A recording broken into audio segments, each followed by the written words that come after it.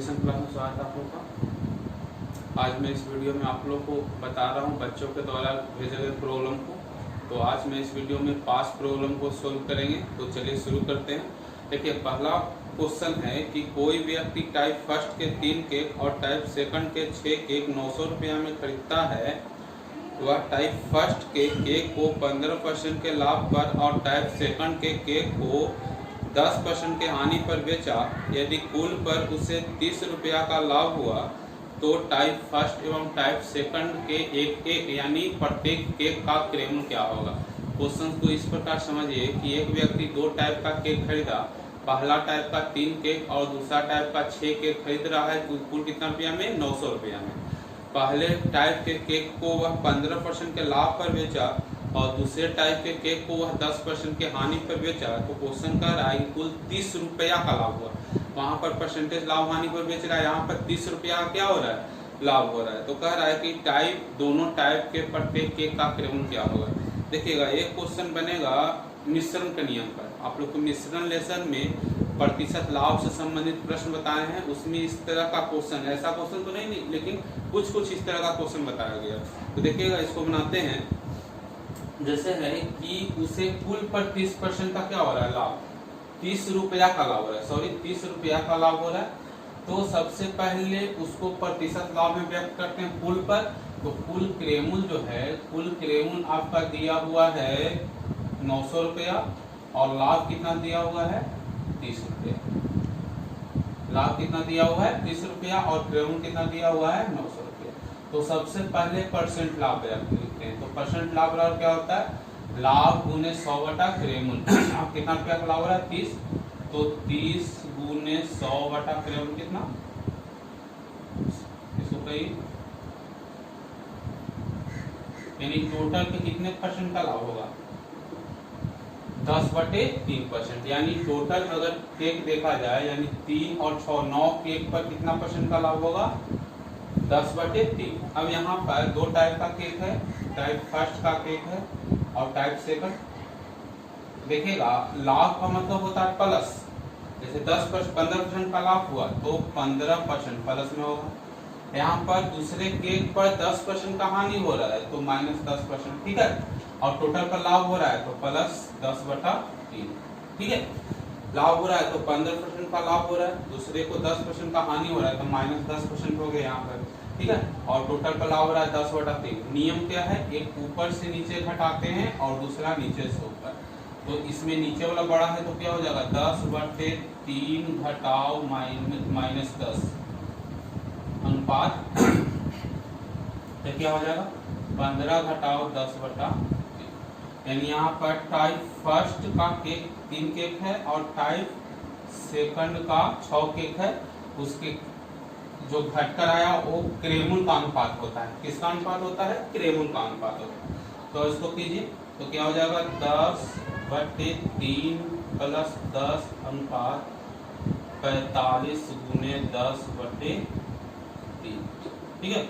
यानी कितना हो जाएगा यहाँ पर? 40/3 अनुपात 35/3। काट दीजिए 8 और 7। यानी पहला और दूसरे केक के क्रय मूल्य का अनुपात क्या हो जाएगा? 8:7। देखिए, पहला और दूसरे केक के क्रय मूल्य का अनुपात क्या हो जाएगा? 8:7। अब क्वेश्चन कह रहा है कि टाइप फर्स्ट के केक खरीद रहा है। टाइप फर्स्ट के 3 केक खरीद रहा है। तो 3 केक टाइप फर्स्ट का क्रय मूल्य। यहाँ पर देखिए, फर्स्ट का सारे केक का क्रय मूल्य 8 और सेकंड के सारे केक का क्रय मूल्य हो गया 7। तो कितना भाग हो गया? 8/15 भाग हो गया और टोटल क्रय मूल्य है 900। टोटल क्रय मूल्य है 900। कितना हो जाएगा? 7 और 480। तो एक के टाइप फर्स्ट के एक का क्रय मूल्य कितना हो जाएगा? 480/3, ठीक है। 480/3 बराबर 160। यानी एक आंसर आ गया। यानी टाइप फर्स्ट के एक केक यानी प्रत्येक केक का क्रय मूल्य कितना हो जाएगा? 160 रुपया। अब टाइप सेकंड के केक है 6 केक, तो 6 केक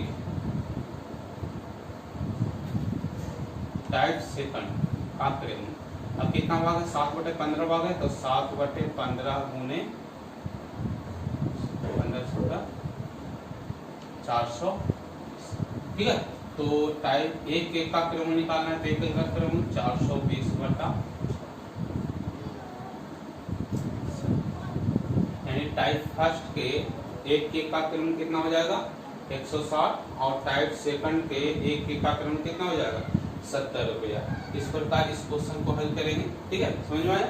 यानी सबसे पहले टोटल पर परसेंट लाभ निकालें, उसके बाद मिश्रण का नियम लागू किए, मिश्रण का नियम आया, वह टोटल केक का क्रेमुल को अलग अलग निकालें, और उसके बाद एक केक का क्रेमुल निकालें, ठीक है। इस प्रकार बनाए। अब सेकंड क्वेश्चन है, सेकंड क्वेश्चन सुनिए, इसको समझ में आ गया, मिटा देते हैं, तब सेकंड क्वेश्चन देखेंगे।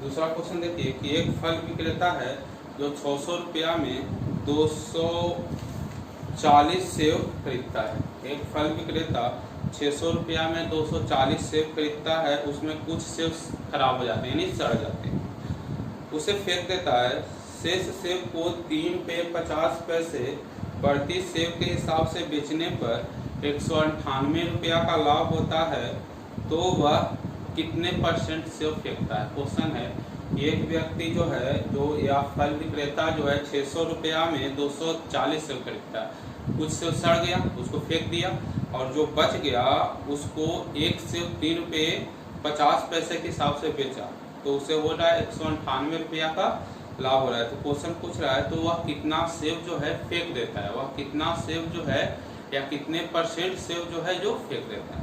यहाँ पे देखिए क्वेश्चन थोड़ा आसान है। यहाँ पर आपका क्रेमुल तो दिया हुआ है सारे सेब का 600, ठीक है, 600 रुपया।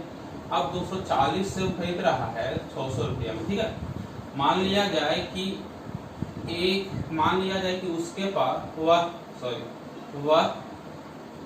एक से सेब बचता है, एक से सेब बेचता है, ठीक है। एक सेब बेचता है, सड़ गया उसको तो फेंक दिया, तो एक सेब बेचा, तो एक सेब को 3 रुपये 50 पैसा में बेचा, तो एक सेब को कितना बेचेगा 3.501 रुपया, और उसको लाभ हो रहा है 198 रुपया का लाभ हो रहा है। देखिएगा वह इतना रुपया में बेच रहा है और इतना रुपया में खरीदा था, तो लाभ बराबर होता है विक्रेमुल घटाओ क्रेमुल। लाभ बराबर क्या होता है विक्रेमुल घटाओ क्रेमुल, यानी 3.50x माइनस 600 विक्रेमुल घटाओ क्रेमुल बराबर कितना लाभ हो रहा है 198। तो क्या लिख सकते हो 3.50x बराबर कितना, तो 198 प्लस 600 यानी 798, ठीक है। तो x बराबर क्या हो जाएगा 798 बटे 3.50, यानी 798 गुने 100 बटे 3 5, ठीक है। अब कट गए 5 दूनी 10 7 बचे 35, ठीक है। तो कटा 1 1 2 2, ठीक है ना। यानी x का मान कितना हो गया 228। यहाँ पर क्या मान है वह एक सेब बेचता है, यानी 228 सेब बेचता है। कितना सेब बेचता है 228 सेब बेचता है, 228 सेब बेचता है। और खरीद रहा था कितना सेब, तो खरीद रहा था 240 सेब खरीदता है, उसमें 228 सेब वह बेच देता है, तो कितना शेष बेचता है, यानी खराब कितना होता है, खराब कितना होता है 240 घटाओ 228, यानी 12 से उसका है जो खराब होता है, जिसको वह फेंक देता है, ठीक है। अब देखो 240 सेब में से 12 सेब खराब होता है ना, तो कह रहा है कितने परसेंट सेब खराब होता है, तो परसेंटेज बराबर हो जाएगा 12 सेब खराब होता है, टोटल कितना सेब में से 240 में से 12 खराब होता है, तो परसेंट का मतलब होता है 100, तो 100 सेब में कितना खराब होगा, तो 12 बटे 240 गुने 100, कितना परसेंट सेब खराब होता है, तो 5% जो सेब है वो खराब हो जाता है, जिसको वह फेंक देता है। समझ में आया। 600 रुपया में खरीदा 240 सेव, मान लिया कि 1 सेव बेच रहा है, तो टोटल विक्रय मूल्य 1 सेव का विक्रय मूल्य है 3 रुपया 50 पैसा, तो 1 सेव का विक्रय मूल्य 3 रुपया 50 पैसा गुना x। अब लाभ बराबर होता है विक्रय मूल्य घटाव क्रय मूल्य, यानी 6.50x और माइनस 600 बराबर 198 दिया हुआ है, तो x का मान आ गया 228, यानी वह 228 जो सेव है वो उसको बेचता है, तो 240 में 228 बेचा तो 12 को खराब निकला, तो कितना % खराब निकला, 5% खराब निकला। ठीक है, ये दूसरा मैथ है, आप लोगों को समझ में आ गया होगा। तीसरा क्वेश्चन देखिए, तीसरा क्वेश्चन थोड़ा लंबा है लेकिन बहुत आसान है। ठीक है, क्वेश्चन है कि एक दुकानदार के पास एक ही क्रय मूल्य के 11 पुस्तकें हैं। ठीक है, वह पहली पुस्तकों को एक निश्चित दाम पर बेचा, दूसरी पुस्तकों को 1 रुपया कम कर बेचा, तीसरी पुस्तकों को दूसरी पुस्तक से 1 रुपया कम किया, चौथी पुस्तक को तीसरी पुस्तक से 1 रुपया कम किया, इस प्रकार बेचे, तो छठी पुस्तक का विक्रय मूल्य प्रत्येक पुस्तक के क्रय मूल्य के बराबर हो, तो उस स्थिति में उसे लाभ होगा या हानि, या कितने % का लाभ होगा या कितने % का हानि होगा। क्वेश्चन साधारण भाषा में समझे कि 11 किताब खरीदा गया एक निश्चित दाम पर, 10 रुपया 20 रुपया 50 रुपया जो भी है, अब जो एक से मान सकते हो कुछ ही मान सकते हो। ठीक है, आगे कह रहा है कि वह क्या कर रहा है कि जो पहला पुस्तक को एक फिक्स किया विक्रय मूल्य उस पर बेचा, दूसरा किताब को 1 रुपया कम कर बेचा, तीसरा किताब को दूसरा किताब से 1 रुपया कम किया, चौथा किताब को तीसरा किताब से 1 रुपया कम किया, इस प्रकार बेच रहा है, तो छठा किताब का जो विक्रय मूल्य होगा वो प्रत्येक पुस्तक के क्रय मूल्य के बराबर होगा। तो क्वेश्चन कह रहा है कि इस स्थिति में कितने % का लाभ या हानि होगा। अब देखिएगा इसको कैसे बना है ना, इसको देखिए यहाँ पर बहुत ही आसान उपाय बता रहे हैं। मान लीजिए क्रय मूल्य यहाँ पर x मानते हैं, y मानते हैं, जो भी है, लेकिन हम क्रय मूल्य x y नहीं कोई अंक मान लेते हैं, ठीक, या कोई संख्या मान लेते हैं। मान लिया जाए कि एक पुस्तक का क्रय मूल्य 10 रुपया मान लीजिए, एक पुस्तक का क्रय मूल्य 10 रुपया मान लीजिए। अब वो 11 पुस्तक बेच रहा है, तो टोटल क्रय मूल्य क्या हो जाएगा आपका 10 गुने 11, यानी कितना 110, टोटल क्रय मूल्य 110। अब कह रहा है कि पहला पुस्तक वो निर्धारित करता है, अब कितना रुपया वो फिक्स करेगा वो हमको मालूम नहीं है, लेकिन एक चीज कह रहा है कि दूसरा पुस्तक को 1 रुपया कम करता है, तीसरा पुस्तक दूसरा से 1 रुपया कम करता है, और छठा पुस्तक का जो विक्रय मूल्य है क्रय मूल्य के बराबर, यानी छठा पुस्तक को कितना रुपया में वो बेचेगा 10 रुपया में। तो देखिए इस प्रकार इसको करते हैं 1 2 3 4 5 6 7 8 9 10 और 11। ठीक है, अब देखो छठा पुस्तक का विक्रय मूल्य कितना है 10, अब 1 रुपया ही कम होगा, तो ये कितना हो जाएगा 9, और ये कितना हो जाएगा आपका 8, ये कितना 7, और ये कितना 6, और ये कितना 5। ठीक है, इधर बढ़ाइए, तो 11 12 13 14 इस प्रकार हो।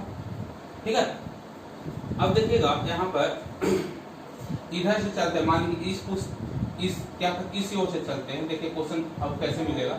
मान लीजिए 11वां पुस्तक को पहला पुस्तक मान रहे हैं, तो 15 रुपया में निर्धारित किया, इससे 1 रुपया कम किया, तो दूसरा 14, यानी 1 2 3 अगर उल्टी लिखा गया इसको इस प्रकार अगर निर्धारित किया, तो पहला पुस्तक मानिए तो 15 रुपया में बेचा, दूसरे पुस्तक को 1 रुपया कम कर 14 रुपया में बेचा, तीसरे पुस्तक को 1 रुपया कम कर 13 रुपया में बेचा, 12 रुपया में 11 10 बराबर हो गया, फिर इस प्रकार घटते क्रम में बेचा।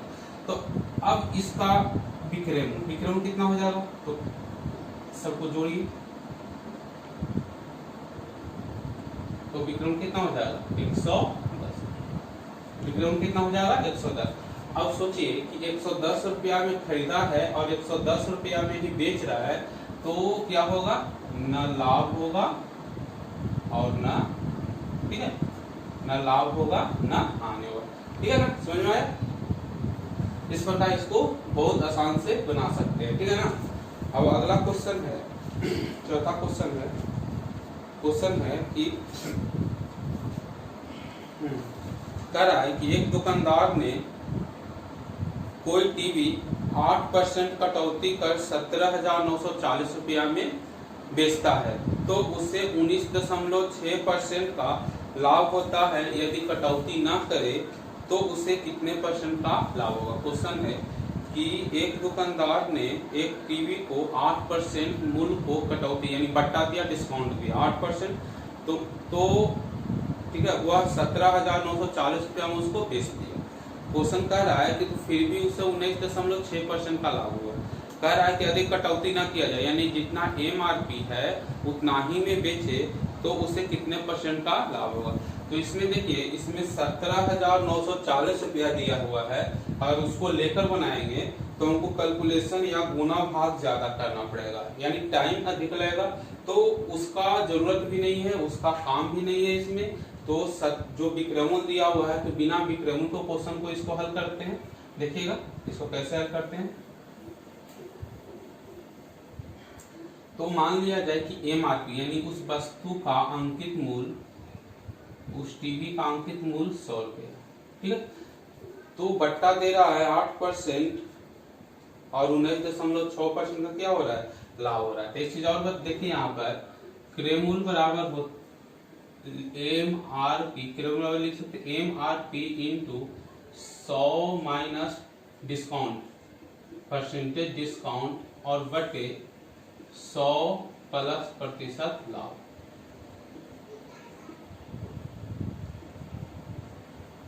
क्या होता है MRP बराबर CP बराबर यानी क्रय मूल्य बराबर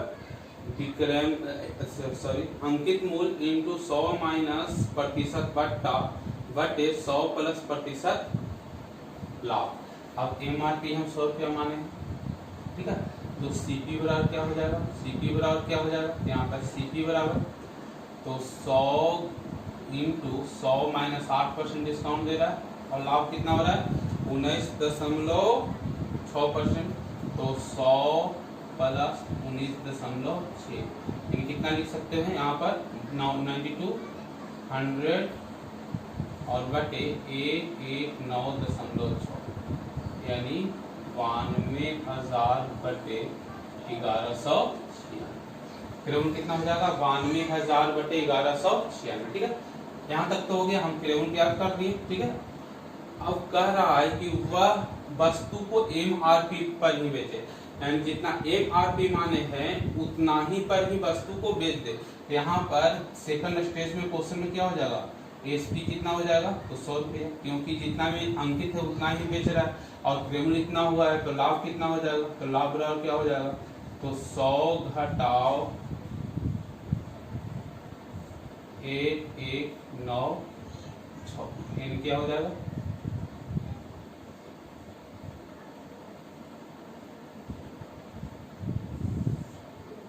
1196। अब इसको घटाते हैं, ठीक है।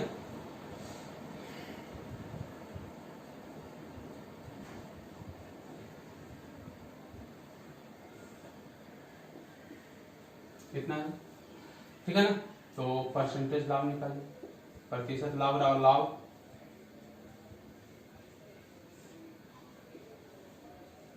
गुने 100 और बटे क्रेम कितना लाए हैं तो 92,000 बटे 1196, ये इससे कट जाएगा, 3 गो 0 कटेगा है ना, और 1 बार में कटेगा 3 बार में, इन कितने परसेंट का लाभ होगा 30%।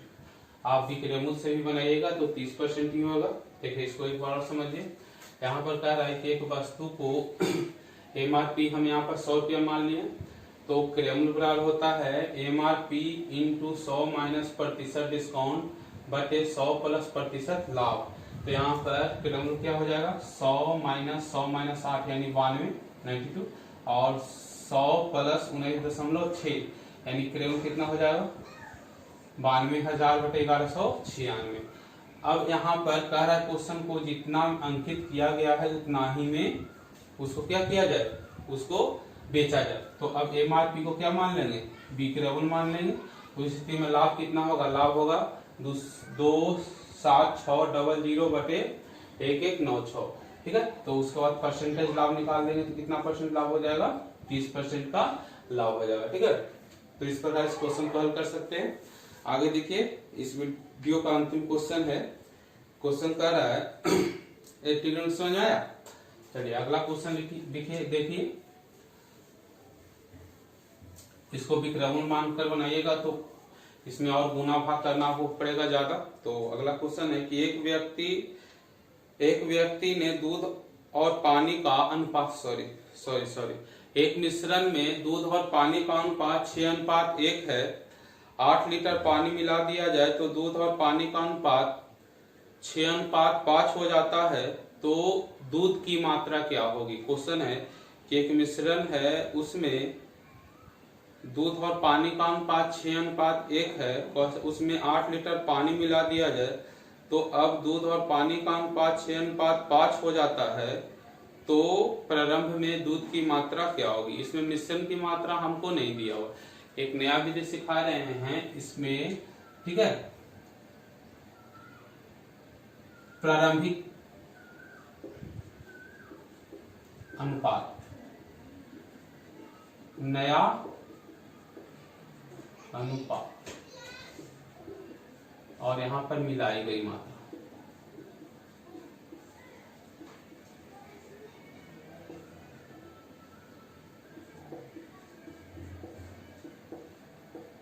ठीक है। प्रारंभिक अनुपात, यहाँ पर मिल्क और वाटर है, मिल्क है और वाटर। प्रारंभिक अनुपात है 6:1, ठीक है। उसको मिलाया गया तो 6:5 हो जाता है, ठीक है, अनुपात हो गया। अब यहाँ पर कह रहा है कि जो पानी मिलाया गया, तो यहाँ पर दूध तो 0 है, उसमें नहीं मिलाया गया दूध, पानी मिलाया गया 8 लीटर, तो 0 लीटर मिलाया गया दूध। अगर दूध भी मिलाया जा रहा है तो यहाँ लिखते, अगर नहीं मिलाया जा रहा है तो 0 लिखेंगे, और पानी मिलाया जा रहा है 8 लीटर। अब कह रहा है कि जो दूध की मात्रा क्या है। अब देखिएगा, तिरछा तिरछी गुना करके घटाइए, ऐसा क्वेश्चन पूछे तो तिरछा तिरछी गुना करके घटाइए। तो कीजिए 6×5 = 30 घटाओ 6 बराबर 48 घटाओ 0, है ना। 30 में से 6 घट के 24, 24 बराबर कितना 48, तो 1 बराबर कितना हो जाएगा 2। और यहाँ पर मिल्क की मात्रा निकालना है, तो मिल्क कितना है 6, 6 बराबर 12 लीटर मिल्क हो जाएगा। अगर कहे कि पहले पानी की मात्रा क्या होगी, पहले प्रारंभिक मिश्रण में एक कितना 2 लीटर, पहले 12 लीटर क्या था दूध था और 2 लीटर पानी। अगर 8 लीटर डाल देंगे तो इसमें 8 जोड़ देंगे, तो अब कितना हो जाएगा 12 लीटर दूध तो उतना ही हो जाएगा, और 10 लीटर पानी, यानी नया मिश्रण में 12 लीटर दूध और 10 लीटर पानी, ठीक है। तो ये रहा स्टूडेंट का प्रॉब्लम। तो अगला वीडियो में इसमें कुछ और प्रॉब्लम है जो बताऊंगा, ठीक है।